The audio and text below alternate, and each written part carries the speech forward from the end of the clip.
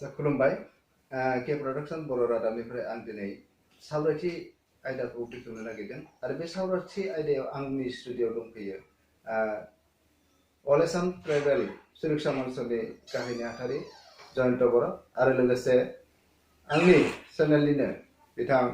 reporter Ajit बर' आं बिथांमोनखौ गासै नायगिरि नोंथांमोननो सिनायथि होनो नागिरदों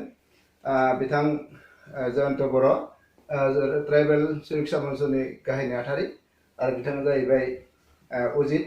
बर' आंनि रिपर्टार आं चेनेलनिफ्राय नोंथांमोनखौ गासैखौबो आंनि गोथार गोसोजों बरायबाय बर' हारिनि सासे नोंथाङा आरो ट्राइबेल सासे नोंथाङा सुरक्षा मन्चनि गाहाय नेहाथारि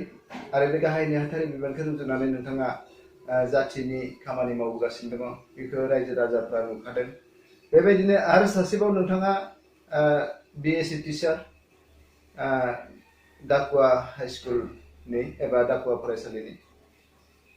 आरो ओमफ्राय एनआरसिनिबो नोंथाङा सासे अफिसार दिनैनि जा सावरायथि आयदा बे सावरायथि आयदाया जाहैदों दुलाराय भारतबर्षआव दिनैनि साना गथ' सान बा चिल्ड्रेन डे आरो बे चिल्ड्रेन डेआव आं गासै नायगिरि नोंथांमोननिसिम आरो भारतबासि रायजो राजा नोंथांमोननिसिम आंनि गोजोननाय बावहरनानै अरायबो गोथार गथ' सानखौ बावहरबाय दा बे गोथार गथ' सान फालिनाय समाव दिनै नोंथांमोननि नोजोराव माबायदि फालिनायनि नोजोरा माबायदि गिबियावनो आं दिनै गथ'सा सान बे साननि थाखाय बयबो गथ'फोरनिसिम अननाय बावहरनाय जाबाय आरो गिदिरफोरनिसिमबो उन्दै गथ'नि सायाव जाबायदि रेसपन्सिबिलिटि दङ बिनि थाखायबो रेसपन्सिबिलिटि जाबायदि बियार खालामदों बिनि थाखायबो गिदिरनिसिमबो खुलुमनाय बावहरनाय थाबाय दा बाथ्राया जाबाय बुंनांगौ बाथ्रा जोंनि खाथि खाला जा सिनारि नुबाय थादों जों बेफोरखौ नोजोर होनाया दरकार जों मेगन होनाया गाहाम आरो माबा जुदि नुदोंबा लगे लगे बेखौ रिएक्सन जों होनांगौ बे जोंनि दायित्व दा बर' बिजोंनि फरायनायनि बायदि बायदि कुइसन फैगासिनो दङ बेफोराव जाबायदि जोंनि गथ'फ्रा स्कप मोननांगौ जाबायदि मोनाखै जाबायदि आंखाल बेखौ बयबो जों लागातार सावरायबाय थायो जों बे समावहाय जों कनस्ट्राक्टिभ रायज्लायनो नागिरदों बिथां सारजों जोंनि जा बर' बिजोंनि सोमोन्दै माखासे जेंना सिखारदों बेखौ बिथाङा बुंदों आरो ओमफ्राय मोनसे खोथा आं चेनेलनि गेजेरजों गासैबो फोरमायनो नागिरदों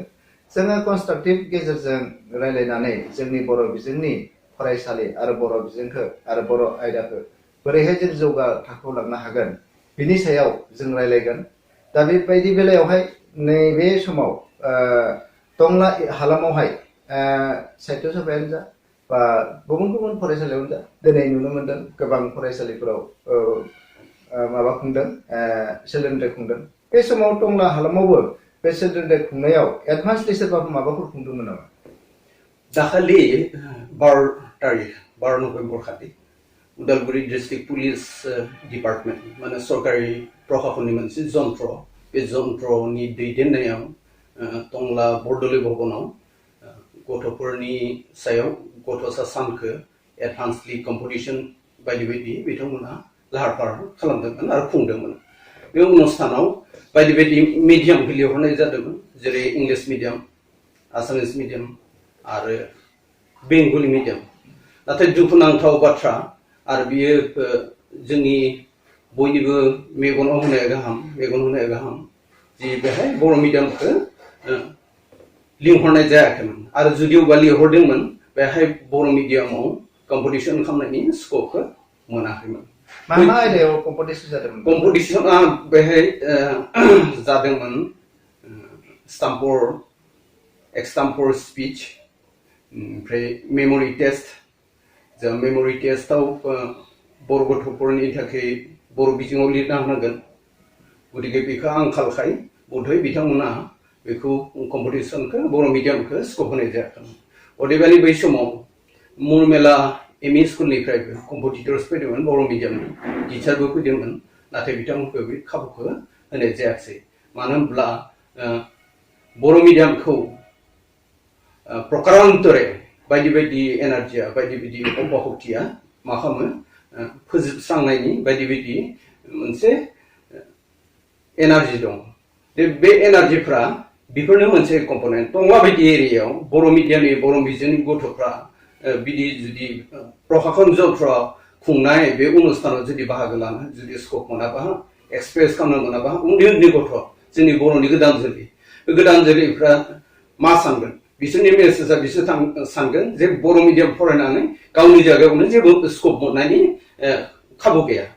टंला बायदि जायगायाव टंला एरियायाव इसेबां मिडियाम बर' मिडियाम स्कुल दङ अथच बर' मिडियामखौ बेहाय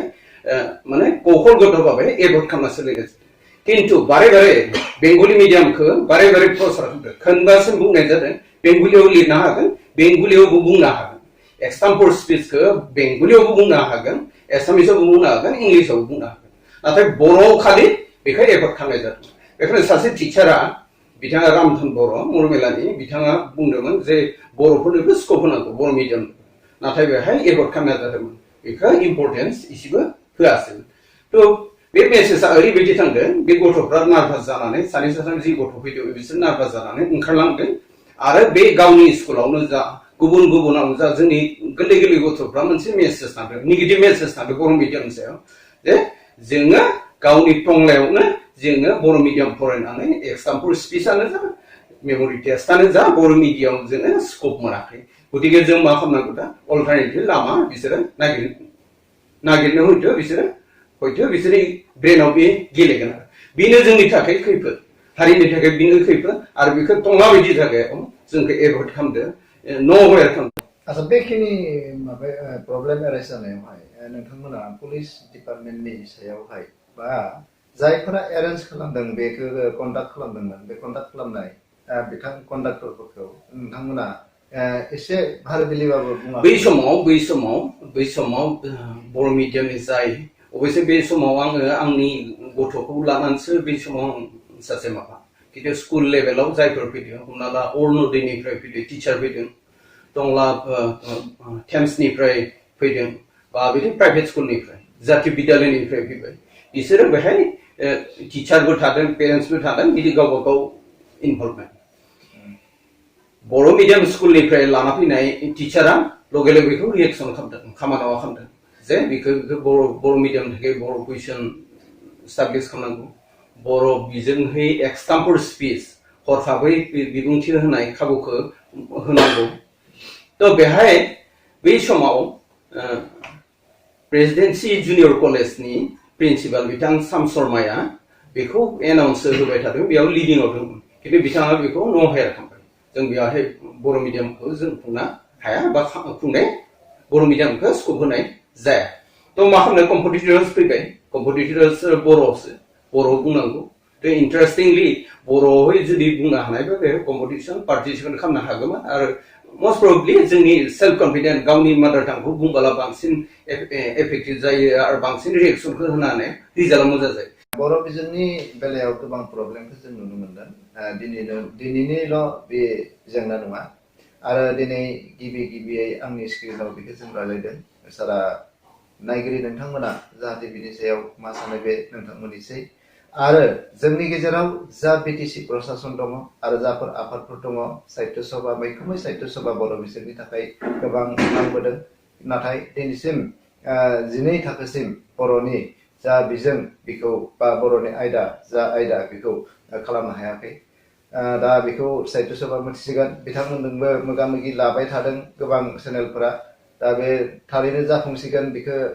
सानदों दा जाफुङोब्ला बेखिनि प्रब्लेमा जानाय नङा नामा होनना नोंथाङा सानो नामा नंगौ दा बे मिडियामखौ लानानै जि कन्ट्रोभार्सि आरो फेसबुकफोराव जाबायदि जों मोननो हादों बेखौ जों माने जेरै हायो मेगन होगासिनो दङ बिजिरगासिनो दङ सोरनि एटिट्युडआ माबायदि दा दाखालि फेसबुकाव मोनबाय बिटिसि बिथां हाग्रामा महिलारिनि डेपुटि चिफ खाम्फा बरगयारिनि फेसबुकआव आं मोनदों बिथांमोना पजिटिभ होननानै होफिनदों जे सिगाङाव मा बुंदोंमोन बेखौथ' थाबाय ओमफ्राय जों होसिगोन आरो मोनसे इन्टारेस्टिं खोथाखौ बे मोनसे इन्टारेस्टिं खोथाखौ बिथां हाग्रामा बिथाङा जोंनि जा बिटिसि चिफ हाग्रामा सारा बे मोनसे खोथाखौ खनसेल'सो बुंदों नाथाय बारे बारे बुंफिनाखिसै बेयावबो साननो गोनां दं आरो बिथाङा मा लानानै सानदोंमोन मिथिला नाथाय दिनैनि समावहाय बिथांमोनाबो एप्रुभ खालामदों आरो बे एनअसि बिदोंमोन सरकारा बेबायदि एनअसिखौ हरदों होननानै खोनादों बे समाव बर' रायजो राजाफोरनि बेसेबां गोजोननाय दं एक्चुअली लेंगुवेजनि खेथ्रआव बा दिनैनि तारिखाव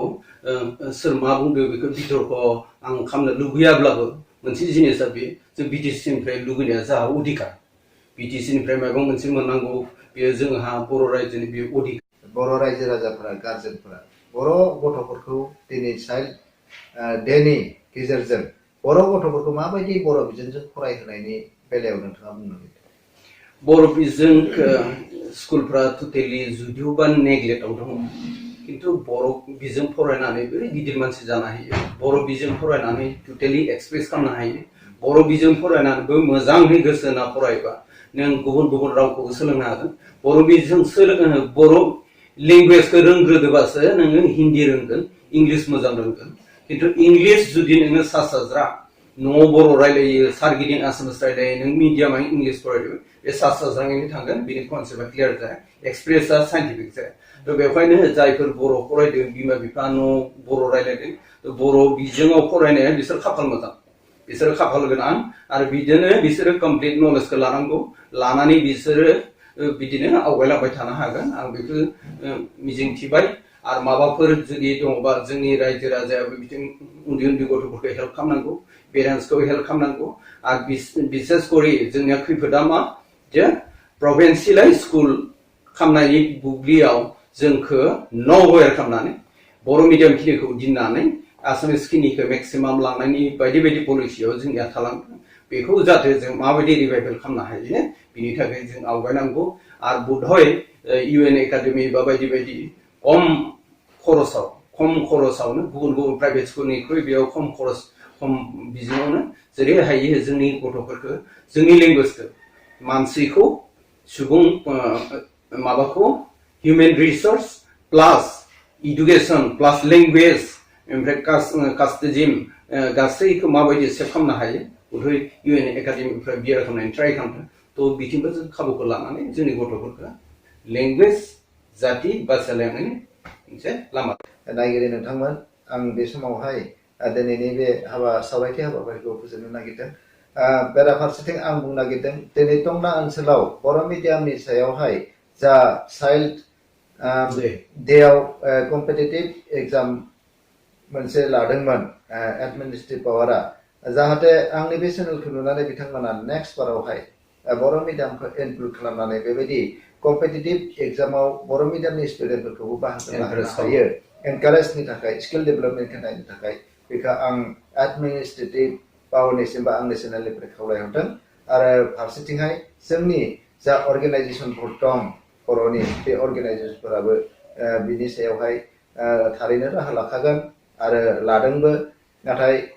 बेसेबां दावगानो हादों बे अर्गेनाइजेसननि खामानि थागोन मैखोमै साहित्य सभानियाव बिबान थागोन दा जियानो जादोंला नैबे समावहाय जों एडमिनिस्ट्रेटिभखौबो जोङो दुसिनो थाङाखै आंनि चेनेलनि गेजेरजों नाथाय जोंनि गेजेराव जाखिनिया बेयाव मोनहैदों थांनाय जा 12 तारिखाव जानाय बा 12 खालाराव जालांनाय जितु कम्पिटिटिभ एग्जाम जादोंमोन चाइल्डफोरनि सायावहाय बेयावहाय थारैनो बुंनो नागिरदों बर' रायजो राजाफोरा थारैनो बर' स्टुडेन्टफोरखौ चाइल्डनि जा मोन्थाय बे मोन्थायनिफ्राय एसे जानगाराव प्रसासनाबो दोननो नागिरदों नामा बे मोनसेखौ लानानैसो जों दिनैनि बे स्क्रिनाव बा दिनै आंनि चेनेलाव सावरायनाय जादों बिथां जोंनिनो बिएससि टिचार जयन्त बर' आरो दुलाराय ट्राइबेल सुरक्षा मन्चनि बिथाङा गाहाय नेहाथारि जयन्त बर' बिथांजों दान्दिसे जों सावरायथि